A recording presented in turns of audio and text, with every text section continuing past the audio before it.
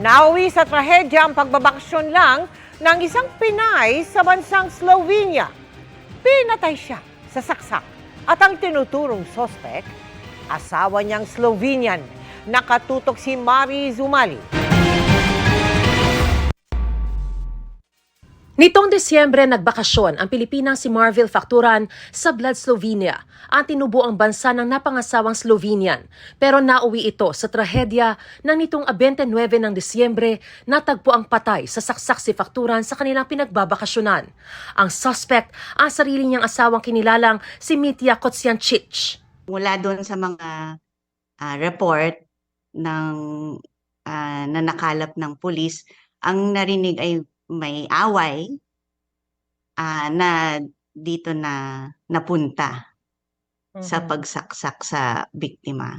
Sabi ng pulis, pagpasok nila doon sa apartment, patay na yung biktima. Wala nang buhay. Nadatnan daw ng mga pulis ang suspect sa lugar at agad siyang inaresto at kasalukuyan nakakulong. Ayon sa DFA, natapos na ang isinagawang autopsy sa labi ni Facturan at nakipag-ugnayan na rin sa ina ng biktima ang ating embahada roon. Umaasa silang may uwi na ang labi ni Facturan sa Pilipinas sa loob ng 2 linggo. Ayon sa Commission on Filipinos Overseas, umalis daw ang biktima gamit ang tourist visa kaya di na sumailalim sa kanilang training si Facturan. We conduct counseling for the spouses of foreign nationals.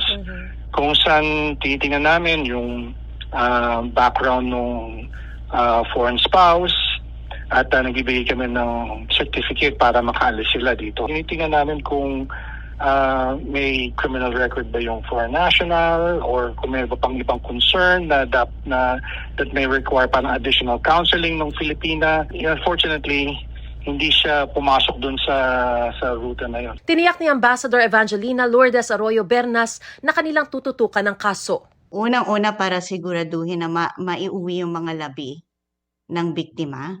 At pangalawa, na syempre may hustisya na mangyayari. Patuloy naming sinusubaybayan at maganda yung ugnayan namin sa pamalahan ng Slovenia.